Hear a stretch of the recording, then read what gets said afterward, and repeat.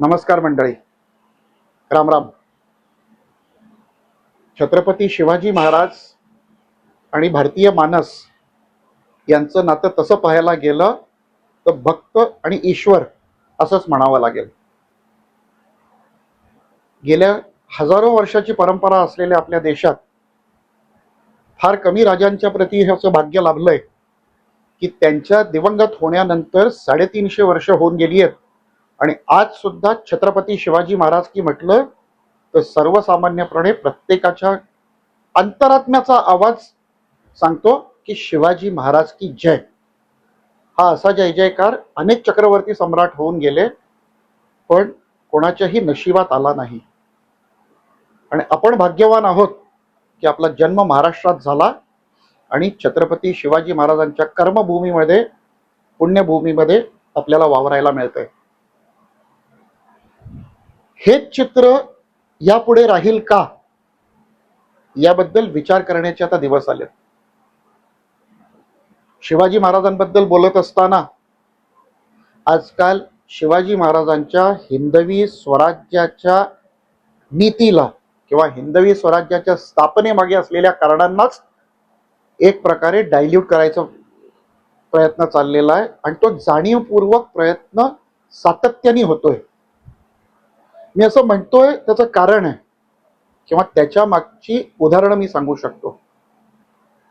शिवाजी महाराजांचे मुस्लिम मावळे, शिवाजी महाराजांचे अंगरक्षक, शिवाजी महाराजांचे सैन्यदल प्रमुख, शिवाजी महाराजांचा तोफखाना प्रमुख, शिवाजी महाराजांचा आरमार प्रमुख, अशी अनेक व्यक्तिमत्व हेतुपुरस्सर आपल्या इतिहासामध्ये घुसडली जातात आणि तो आकडा दरवर्षी वाढत जातोय, फुगत जातोय. सत्य असलं तर त्याला कुठल्या तरी पुरावा देण्याची आवश्यकता असते. मात्र असत्य गोष्टींना बिनधास्त बेधडक हजारो लोकांनी बोलायला सुरुवात केली की त्याला सत्याचं स्वरूप येतं. आणखीन मग हळूहळू व्हॉट्सअप, फेसबुक, इन्स्टा, रील्स याच्या माध्यमातून ह्या अशा असत्याचा भडीमार सुरू झाला की सत्य कुठेतरी दबतं किंवा झाकळलं जातं. शिवाजी महाराजांच्या हिंदवी स्वराज्याच्या संकल्पनेला अशी काजळी चढवण्याचं षडयंत्र सध्या सुरू आहे हे मला प्रकर्षाने जाणवतंय. त्याच पद्धतीने आत्तापर्यंत अंगरक्षक, सरदार, सेनापती किंवा सरखेल इथपर्यंत असलेलं अतिक्रमण हळूहळू थेट छत्रपती शिवाजी महाराजांच्या गुरूंपर्यंत पोचलंय. आणि केळशीमध्ये आपण पोचलो तर याकूत बाबा नावाची व्यक्ती हे इस्लामिक सत्पुरुष छत्रपती शिवाजी महाराजांचे गुरु होते हे म्हणण्याप्रमाणे पर्यंत हा निर्ढावलेपणा आता आलेला आहे. महाराजांकडे जर हिंदवी स्वराज्य स्थापन करण्यामागे हिंदुत्व हा हेतूच नसता तर त्यांना कुठल्याही प्रकारे इतका खटाटोप करण्याची आवश्यकता नव्हती. महाराज स्वतः आहेरे वर्गातले होते.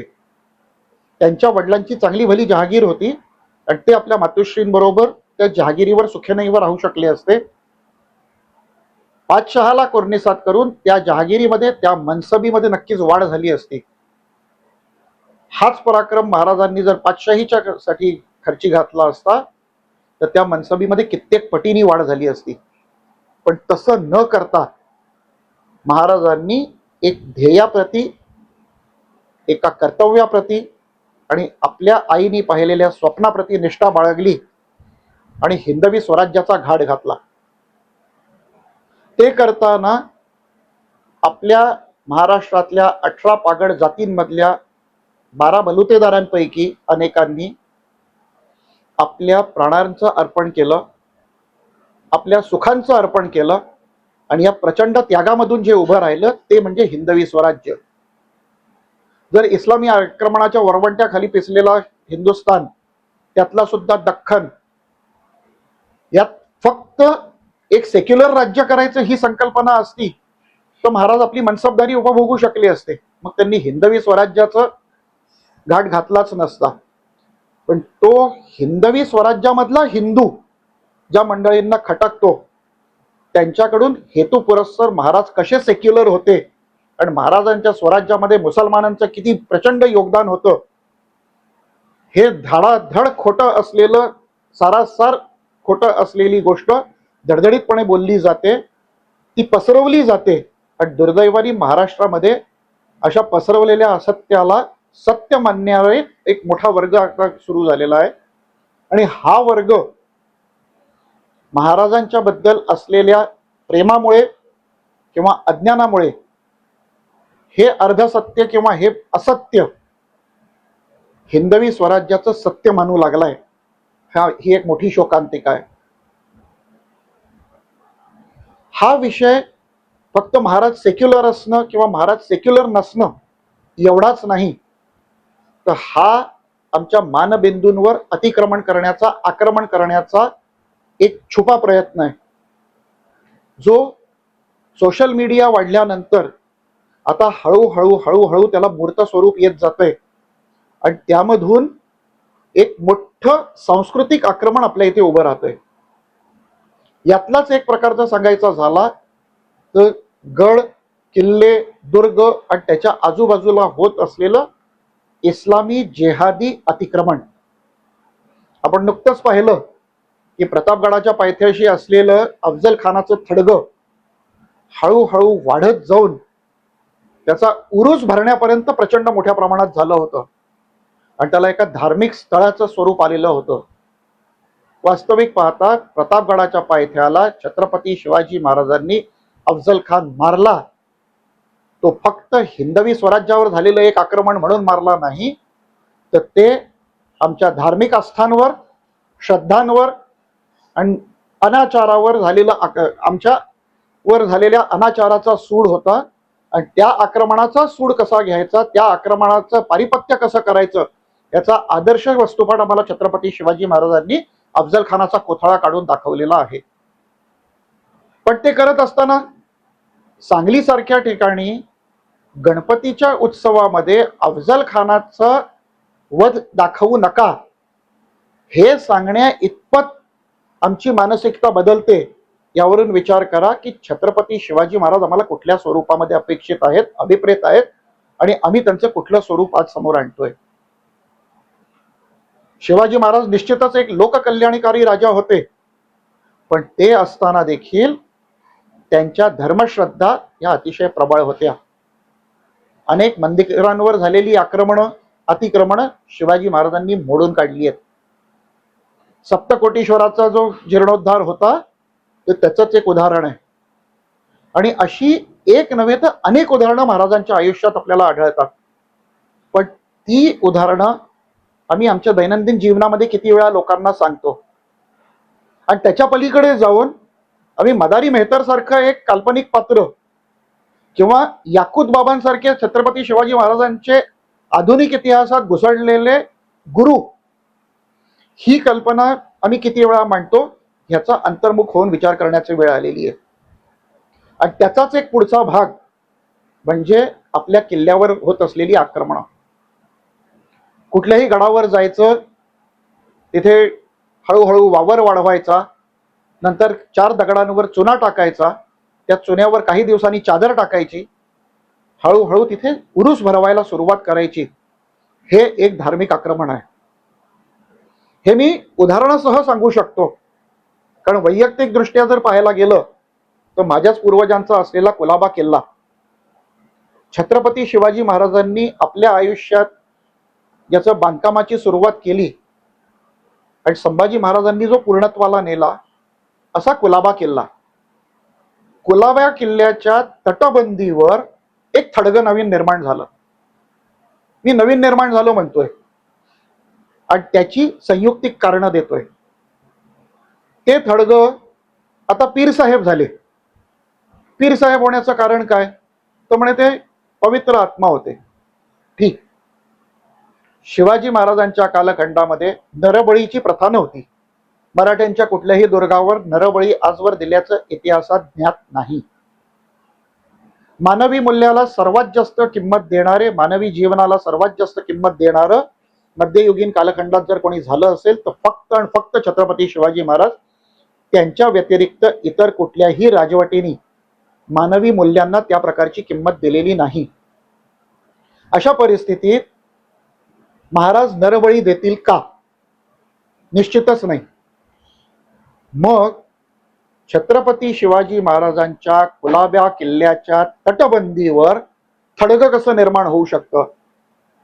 कारण पीर किंवा थडगं हे पूर्णतः जिथे एखाद्या व्यक्तीचं दफन झालेलं आहे त्या दफन झालेल्या ठिकाणी त्याचं नंतर जे स्मृतिस्थळ बांधलं जातं त्या स्मृतिस्थळावर एक चादर चढवली जाते आणि त्याचा उरूस भरणं किंवा कुठल्याही प्रकारे उत्सव करणं त्याला पीर म्हटलं जातं. वास्तविक पाहता पीर ही संकल्पना जिथे मुघलांनी राज्य केलं किंवा जिथे इंग्रजांनी राज्य केलं, आजचा खंडित भारत जे पूर्वीचा अखंड हिंदुस्थान, पाकिस्तान, हिंदुस्थान आणि बांगलादेश वगळता पीर ही संकल्पना जगाच्या पाठीवर कुठेही नाही. आणि त्या कुलाबा किल्ल्याच्या तटबंदीवर पीर असण्याचं कारण काय? जर एखादा शूर सैनिक स्वराज्याकरता कामी आला असता तर कान्होजी आंग्रे किंवा त्यांच्या वंशजांनी त्या शूर सैनिकाच्या दफनासाठी किमान 1 गुंठा तर जागा देण्याची क्षमता दाखवली असती, दानत दाखवली असती, पण तसं झालं नाही. अलिबागच्या गावामध्ये अलीशाहचा एक दर्गा आहे. त्या अलीशाहच्या दर्ग्याला काही एकराची नेमणूक कान्होजी आंग्र्यांनी दिली आणि त्याच्या विपरीत जर स्वराज्याच्या कामी आलेला एखादा महनीय व्यक्तिमत्व असेल तर त्याच्या दफनासाठी कान्होजी आंग्र्यांनी काही एकर किंवा काही गुंठे जागा दिली नसती का? तसं असतानाही त्या तटबंदीवर पीर एक दगड ह्याच्यापेक्षा मोठा आहे.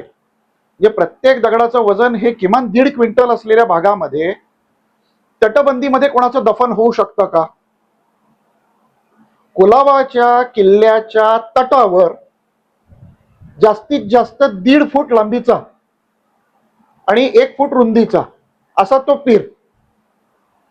आता आपण विचार करा, इस्लामिक मतप्रणालीप्रमाणे, इस्लामिक धर्मावलंबाप्रमाणे जर एखाद्या व्यक्तीला पुरायचं असेल तर किमान 3.5 हात जागा लागते. 3.5 हात जागा पुरुषभर खोल खड्डा खणून मग त्याला पुरलं जातं. असं असताना किल्ल्याच्या तटबंदीवर 2 दगडांच्या मध्ये एखाद्या माणसाला चिरलं तर त्याला आपण काय म्हणू? म्हणजे तो सैनिक तर नक्कीच नव्हता, सत्पुरुष तर नक्की नव्हता. कारण सैनिक किंवा सत्पुरुष असता तर त्याच्या दफनासाठी त्याच्या मानाप्रमाणे सन्मानजनक त्याला दफन करणार. एवढा अफजल खान शिवाजी महाराजांनी कापून टाकला, त्याच्यासारख्या नीच शत्रूसाठी शिवाजी महाराजांनी जर पुरायला जागा दिली तर एखाद्या सत्पुरुषासाठी कुलाबा किल्ल्यावर जागा मिळाली नसती का? निश्चितच मिळाली असती. कुलाबा किल्ल्यावर नव्हे तर किल्ल्याच्या बाहेर अलिबाग शहरात एवढी प्रचंड जागा उपलब्ध असताना, कब्रस्तान उपलब्ध असताना तिथे भिंतीमध्ये चिणून कशाला कोणाला मारलं? आणि जर भिंतीत चिणून मारायचं असेल तर तो गुन्हेगार असतो. मग त्या गुन्हेगाराचं उदात्तीकरण करावं का? त्याची पूजा करावी का? हे अंतर्मुख होऊन विचार करण्यासारखी गरज आहे. एखादा सैनिक जर तिथे मारला गेला तर त्याचं स्मृतिस्थळ हे पीर होऊ शकत नाही. पीराची व्याख्या ही जो जमिनीच्या खाली गाडला गेलेला आहे, ज्याचं तिथे दफन झालेलं आहे, असाच सत्पुरुष हा पीर मानला जातो. त्या स्थळाला तर पीराचं स्थान म्हणणार नाही, त्याचं तिथे दफन व्हायला हवं. प्रत्येक दगड जर किमान 1.5 क्विंटलचा असेल तर त्या शवपेटीवर असे 1-1, 1.5 क्विंटलचे जर 7-8 दगड ठेवले तर आतल्या देहाचं काय झालं असतं? त्यावरून निश्चित होतं, त्यावरून हे अतिशय सुस्पष्ट होतं की ही भाकड कथा आहे आणि हा पीर आत्ता पैदा झालाय. किल्ल्यामध्ये सुद्धा जर तो पीर आतमध्ये असता तरी एक वेळ मानलं असतं की जमिनीत पुरलाय, तटामध्ये कुठे पुरतात का हो? हा जिहादचा प्रकार आहे.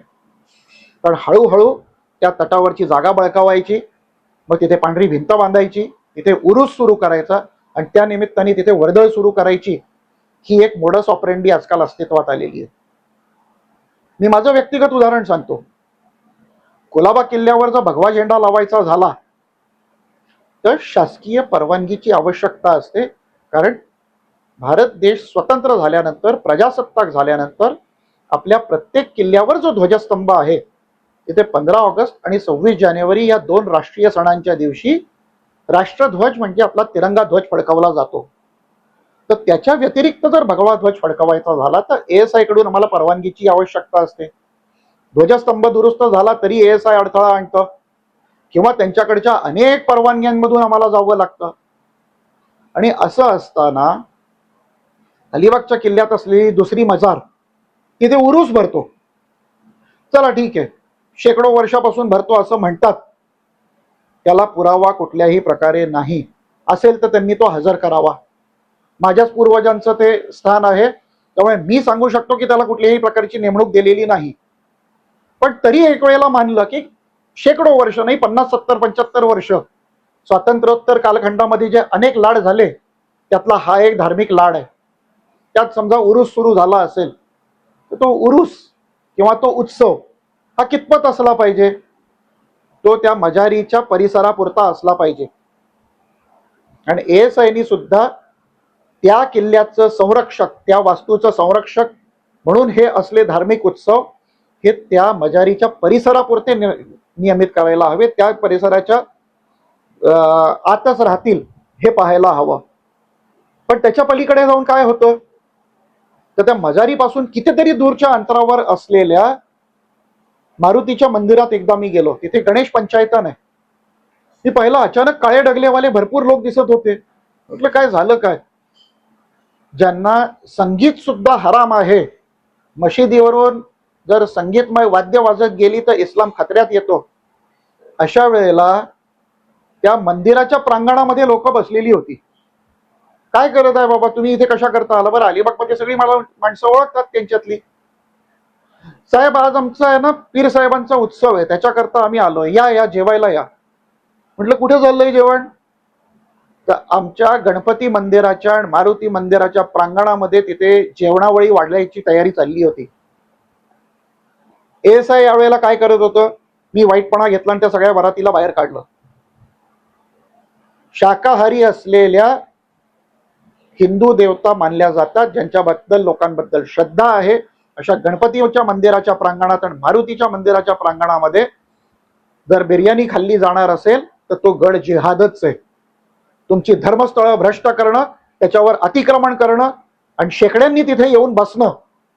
जर त्यांना हिंदू धर्म मान्य नाही, बुतपूजा किंवा बुतपरस्ती हराम आहे, अशा वेळेला जेवण जेवायसाठी हिंदू मंदिरं कशी चालतात किंवा हिंदू मंदिराचं प्रांगणच का लागतं? त्यावेळेला इतर पटांगणं पडलेली होती, तिथे कोणी का गेलं नाही? आणि त्यांचा मजारीचा भाग वगळता इतर मंदिरांमध्ये जाऊन बसण्यामागे कारण काय होतं? तर आमच्या धर्मश्रद्धा दुखवणं. आणि त्याच्यावर रोख कोणीतरी लावायलाच हवी.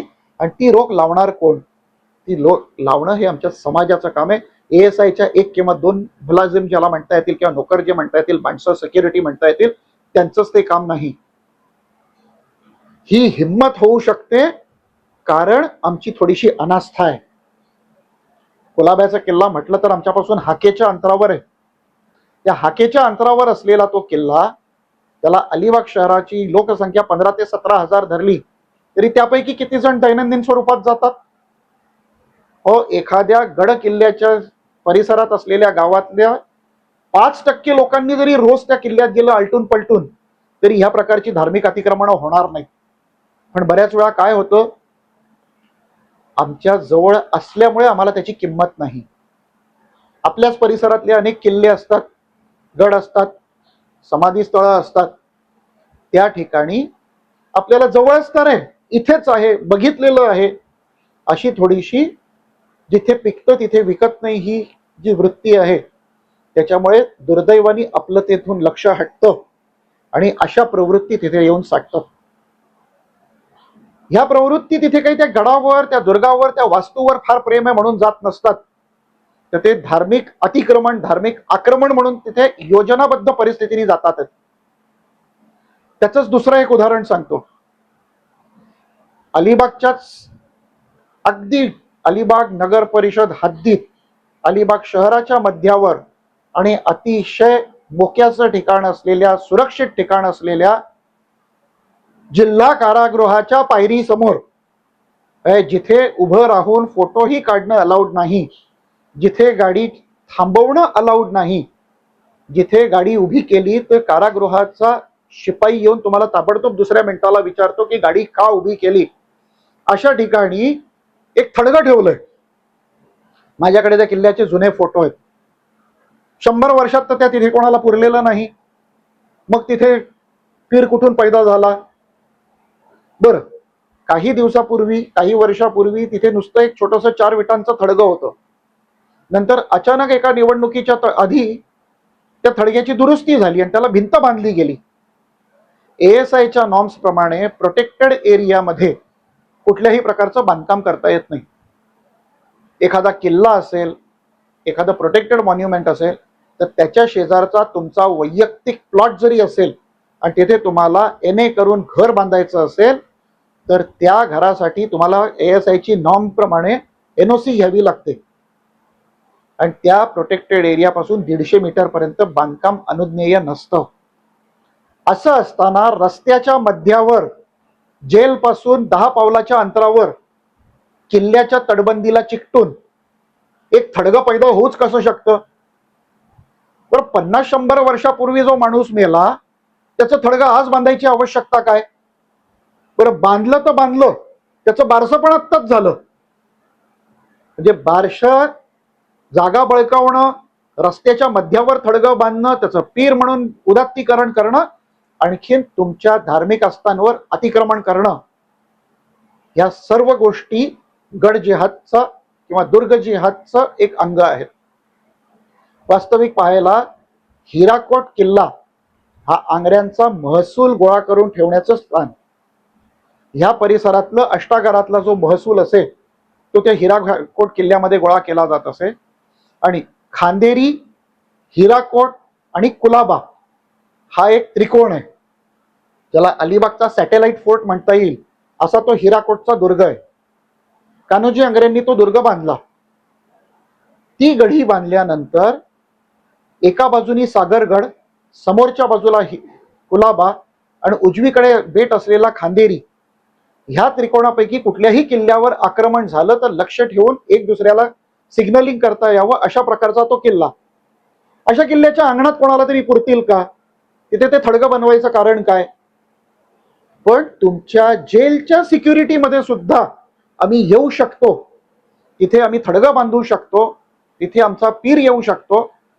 हे आधुनिक भारतामध्ये, प्रजासत्ताक भारतामध्ये, धर्मनिरपेक्ष म्हणवणाऱ्या भारतामध्ये तुम्हाला ठासून दाखवून दिलं जातं आणि ही गुन्हेगारी कीड तुमच्या आमच्या उरावर उभी राहते. क वर्ग नगरपालिका आहे, ती कुठल्याही प्रकारचं तोडकाम करू शकत नाही. ह्या तरतुदीचा वापर करून हे केलेलं अतिक्रमण आहे. हे काढण्याचं कोणी? नगरपालिकेच्या रस्त्यामध्ये ते थडगं बांधलेलं आहे. जेल पासून 10 पावलाच्या पेक्षाही कमी अंतरावर ते थडगं बांधलेलं आहे. आणि मुख्य म्हणजे आजपासून कित्येक वर्षांपूर्वीच्या फोटोग्राफमध्ये, ज्याचे फोटोग्राफ अस्तित्वात आहेत, चित्र किंवा स्केच नाही तर फोटोग्राफ ज्या किल्ल्याचे अस्तित्वात आहेत, आणि ज्या वेळेला तिथे पटांगण होतं, जिथे फक्त पायऱ्या होत्या, हे स्पष्ट दिसतंय, अशा ठिकाणी तिथे पीर येऊ कसा शकतो? आणि हा पीर किंवा ते थडगं म्हणजे काय, रस्त्यात जाता येता ऍक्सिडेंट झालेला मनुष्य किंवा कुत्र किंवा जनावर आहे का, की त्याच स्थळावर त्याचं स्मृतिस्थळ असलं पाहिजे? म्हणजे हे हेतुपुरस्सर, जाणीवपूर्वक एक केलेला जिहाद आहे की तुमच्या जेल किंवा तुमच्या तुरुंग, तुमची एकूण सिस्टीम, की जिथे रस्ता आहे, जिथे नगरपालिकाचा रस्ता आहे, जिथे अनेक शासकीय कार्यालय आहेत, 200 मीटरच्या पेक्षा कमी अंतरावर जिथे कलेक्टर बसतात म्हणजे जिल्हा अधिकारी बसतात, 50 मीटर पेक्षा कमी अंतरावर जिथे एसपींचं ऑफिस आहे, आणखीन आपल्या देशाचं रक्षण करणारे जे सैनिक आहेत, ते सैनिक कल्याण बोर्डाचं ऑफिस तिथून जेमतेम 10 किंवा 15 मीटरवर, म्हणजे जास्तीत जास्त 40 ते 50 फुटावर आहे. अशा स्ट्रॅटेजिक लोकेशनवर पीर येऊ शकतो का हो? हे पूर्णतः अतिक्रमण आहे आणि हे तुमच्या अस्मितांवर, तुमच्या सिस्टीमवर मारलेला एक मोठा जोडा आहे की आम्ही पाहिजे ते पाहिजे त्यावेळी पाहिजे तिथे करू शकतो, काय करता येतं ते करा. हा सिस्टीमला दिलेला एक शह आहे. मला वाटतं सिस्टीमने या बाबतीत सजग आणि जागरूक होण्याची गरज आहे, कारण हे एक ट्रायल रन आहे की आज जेलच्या जवळ झालं, उद्या कलेक्टरच्या ऑफिसमध्ये एखादं थडगं उभं करतील. मग अशा वेळेला आम्ही ऐकून घ्यायचंय का? आणि ह्या थडग्यावरून जर वाद वाढला तर मग धार्मिक सौहार्द टिकवायची जबाबदारी कोणाची? बाबा भावना दुखावतात म्हणून बोलूच नका असं बोलून बोलून आम्ही आमची ऐतिहासिक स्थळं, आमची स्फूर्ती स्थळं आम्ही अशीच घालवणार आहोत का? विशाळगडावरचं प्रकरण आता ताजंच आहे. मलंगगडावरचं प्रकरण वर्षानुवर्षापासून प्रलंबित आहे. ही मोडस ऑपरेंडी आहे की एक थडगं बांधायचं, मग तिथे उरूस सुरू करायचा, जमाव येणार, आणखीन मग जेव्हा प्रकरण न्यायप्रविष्ट होतं त्यावेळेला सिव्हिल सूट असल्यामुळे ती वर्षानुवर्ष खेचली जाते. जास्तीत जास्त त्याच्यावर इंजंक्शन येतं म्हणजे काय? Till the pendency of suit no third party interest should be created. Third party interest त्यांचा ऑलरेडी क्रिएट झालेला असतो, तिथे एक थडगं बनलेलं असतं. आणि थडगं बनल्यानंतर काय? पुढची 20, 25, 30, 40, 50 वर्ष तो खटला चालत राहतो. एक पिढी जाते, ती गेल्यानंतर दुसरी पिढी येते, दुसरी पिढी गेल्यावर तिसरी पिढी येते, दावा तिथेच सुरू राहतो. येणं केणं प्रकारेनं ते प्रकरण खेचलं जातं.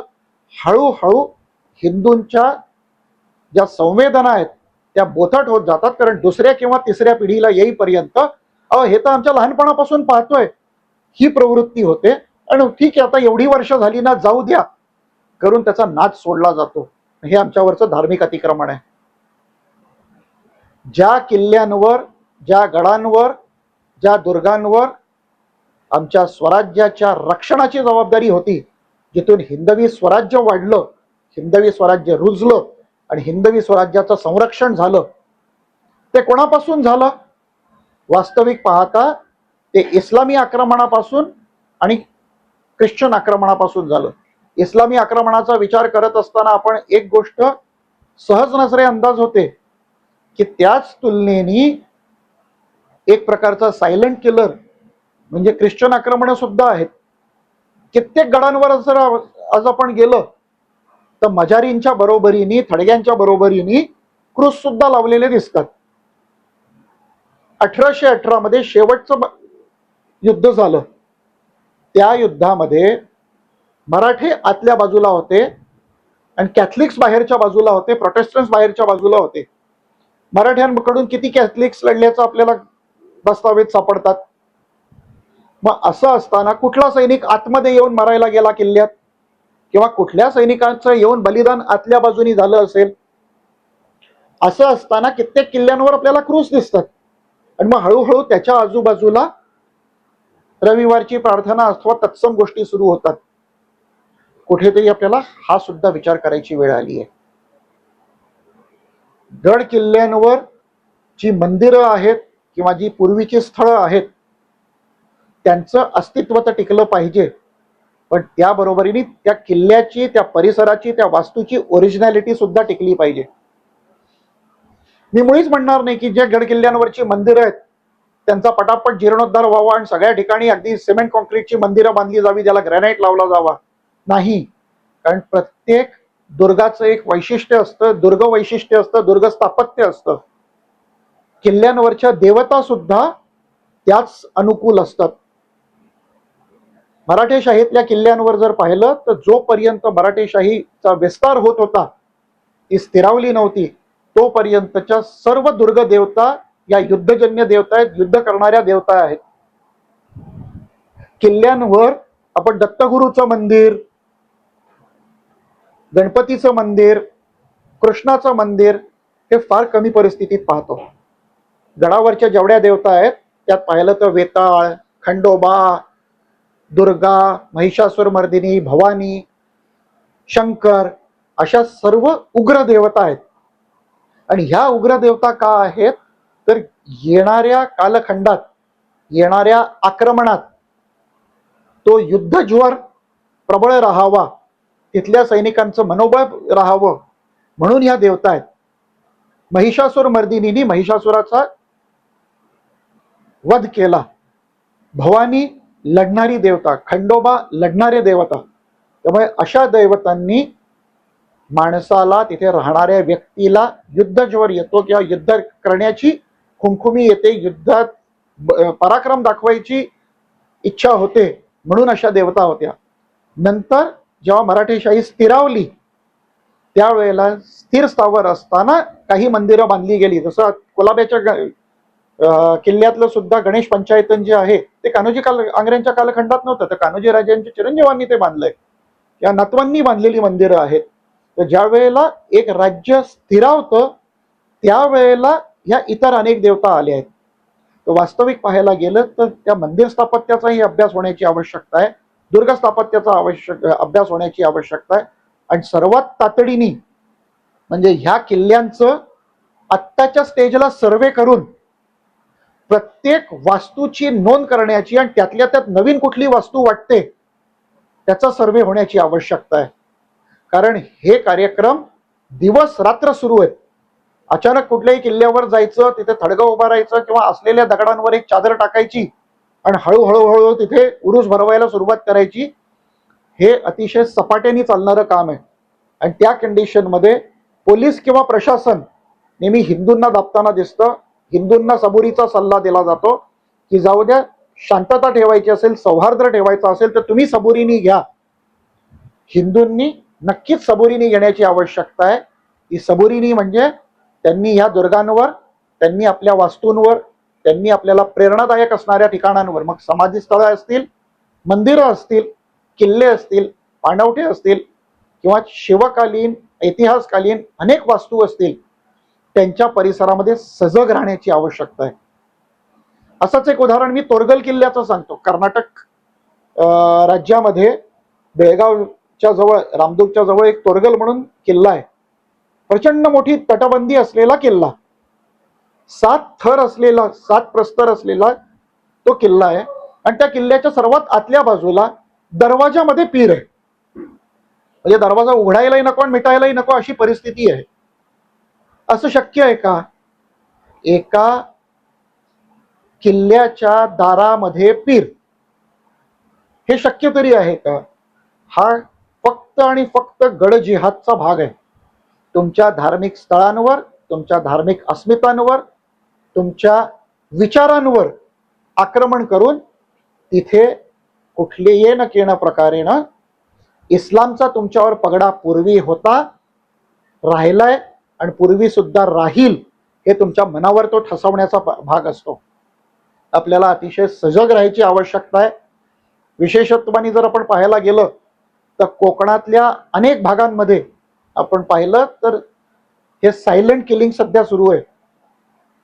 मधल्या 90च्या दशकामध्ये मिडल ईस्ट मधून बराच पैसा आला, त्या पैशाद्वारे बऱ्याच जमिनी विकत घेतल्या गेल्या.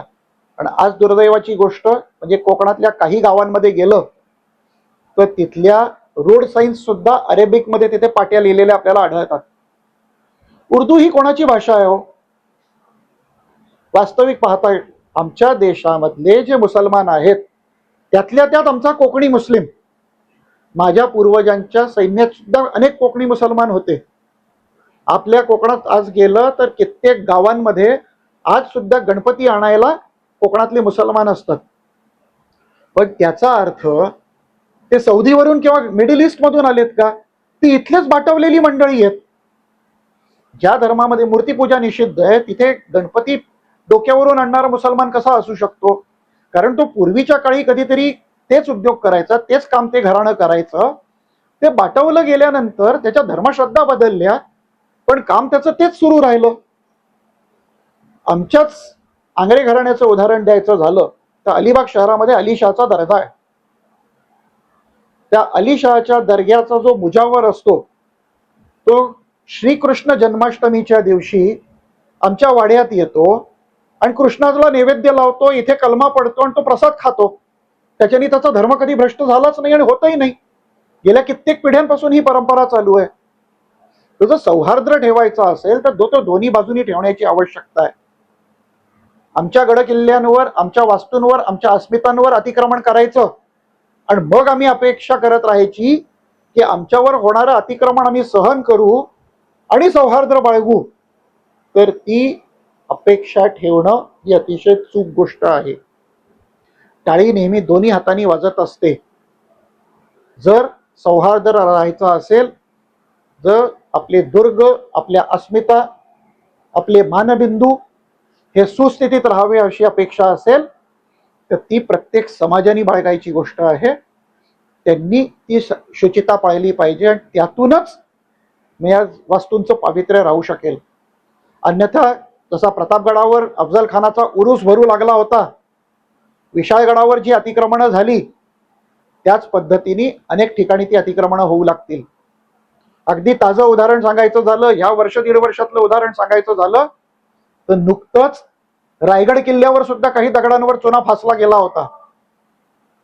सुदैवानी शिवप्रेमी जागृत असल्यामुळे, इतिहासावर खऱ्या अर्थाने श्रद्धा निष्ठा असलेली मंडळी परिसरात असल्यामुळे हा हीन प्रयत्न ताबडतोब हाणून पाडला गेला आणि तो चुना फासलेला होता तो पुसला गेला. इथं आज चुना टाकला, उद्या चादर टाकली असती आणि परवा तिथे उरूस भरायला सुरुवात झाली असती. ह्याचंच एक अतिशय घाणेरडं उदाहरण जे ब्रिगेडी मंडळी सांगतात की शिवाजी महाराजांनी रायगड किल्ल्यावर हिरोजी इंदुलकरांना विचारलं की माझ्या मुस्लिम मावळ्यांसाठी बांधलेली मशीद कुठे? विदर्भ मराठवाड्यात जा, जिथे सुदैवानी शिवाजी महाराजांवर भरपूर निष्ठा असलेले, प्रेम असलेली मंडळी राहतात, पण दुर्दैवानी ते रायगडावर आलेले नसल्यामुळे त्यांना जगदीश्वर मंदिराचे कळस दाखवले जातात आणि धडधडीत खोटं बोललं जातं की महाराजांनी आपल्या मुस्लिम मावळ्यांकरता बांधलेली ही मशीद आहे. जगदीश्वराच्या मंदिराच्या बाबतीत जर अशा प्रकारचे गैरसमज पसरवले जात असतील तर हे स्लो पॉइझनिंग आहे. हिंदुत्वाचाच नव्हे तर या देशाचा, या राष्ट्राचा विचार करणाऱ्या, या राष्ट्राला आपली जन्मभूमी, कर्मभूमी, भारत माता मानणाऱ्या, या राष्ट्राबद्दल श्रद्धा असणाऱ्या, या राष्ट्रावर निष्ठा असणाऱ्या प्रत्येकाने या बाबतीत सजग राहायला पाहिजे की आमच्या राष्ट्राचे मानबिंदू, आमचे महापुरुष, आमच्या अस्मिता यांच्याबाबत कुठल्याही प्रकारची छेडखानी तर होत नाही ना. आणि ही जर छेडखानी होत असेल तर ती वेळेवरच हाणून पाडणं हे आपलं कर्तव्य आहे. आणि हे जर करायचं असेल तर आपल्याला आपला इतिहास आधी समजून घ्यायची आवश्यकता आहे. आणि तो इतिहास हा अस्सल साधनांमधून, पत्रांमधून, आणखीन कागदपत्रांमधून समजायचा असतो. तो रील्स, व्हॉट्सअप स्टेटस किंवा फेसबुक मधून आपल्याला कधी समजणार नाही. गुगल मधून किंवा विकिपीडियावरून इतिहास समजून घ्यायचा नसतो, तर संदर्भ ग्रंथांमधून तो समजून घ्यायचा असतो. तर माझं आपल्याला सर्वांना विनम्र निवेदन राहील की आपला इतिहास, मागच्या अनेक पिढ्यांनी आपल्या रक्ताने शिंपलेला इतिहास, हिंदवी स्वराज्याचा इतिहास, या राष्ट्राचा इतिहास, अनेक म्लेच्छांना आक्रमणाला तोंड देत, अनेक ख्रिश्चन आक्रमणांना, धार्मिक आक्रमणांना तोंड देत आमच्या पूर्वजांनी आपल्या पराक्रमाने आणि हृदय संचित असलेला आमचा इतिहास जर आपल्याला टिकवून ठेवायचा असेल, पुढच्या पिढीकडे हस्तांतरित करायचा असेल, आपण आज जागृत व्हायची गरज आहे. आज आपण कार्यरत व्हायची गरज आहे. आपल्या गडांवर, आपल्या दुर्गांवर, आपल्या वास्तूंवर जर आपल्याला आपला अधिकार शाबूत ठेवायचा असेल, जर त्या वास्तूंचं पावित्र्य अबाधित ठेवायचं असेल, तर कुठल्याही प्रकारच्या जिहादी आक्रमणाला या वास्तू बळी जाणार नाहीत. याकरता आपल्याला कटिबद्ध व्हायची गरज आहे. आपल्यालाच त्या वास्तू आपल्या पूर्वजांचा एक ठेवा आहे हे मानून जर कार्यरत झालो तर त्या वास्तू टिकणार आहेत आणि त्या पुढच्या पिढीकडे हस्तांतरित करता येणार आहेत. मला वाटतं हा इतिहासाने आपल्याला दिलेला ठेवा आहे, हा पुढच्या पिढीकडे जर हस्तांतरित करायचा असेल तर आजच्या क्षणी आपल्याला उठायची गरज आहे. आजच्या क्षणी आपल्याला जागृत व्हायची आवश्यकता आहे. आणि हे झालो तरच हा वारसा योग्य स्थितीमध्ये पुढच्या पिढीकडे हस्तांतरित होईल. अन्यथा तो भेसळ केलेला इतिहास, डायल्यूट केलेला इतिहास आणि भ्रष्ट केलेला इतिहास पुढच्या पिढीपर्यंत पोहोचेल. आणि फेसबुक, इन्स्टामध्ये रममाण झालेली आमची पुढची पिढी जर त्या इतिहासाला खरं मानू लागली तर मला वाटतं आमच्या पूर्वजांचा आम्ही केलेला तो सर्वात मोठा अपमान असेल. इतिहासाशी आणि मातृभूमीशी जर एकनिष्ठ राहायचं असेल, त्यांचा गौरव आपल्याला अबाधित ठेवायचा असेल, तर हा इतिहास टिकवणं, हा इतिहास जास्तीत जास्त लोकांपर्यंत पोहोचवणं, आणखी त्याच्यावरची असलेली ही जिहादी आक्रमणं, अतिक्रमणं, कुठल्याही प्रकारचं होत असलेलं त्याची विटंबना ही आजच्या आज रोखणं हेच उद्याच्या भवितव्याकरता सर्वात पूरक असेल. मला वाटतं माझा विषय मी बऱ्यापैकी मांडायचा प्रयत्न केलाय. आशा करतो की आता समाज म्हणून आपण सर्व त्या दृष्टीने क्रियारत व्हाल. धन्यवाद. छत्रपती शिवाजी महाराज की जय. जय भवानी.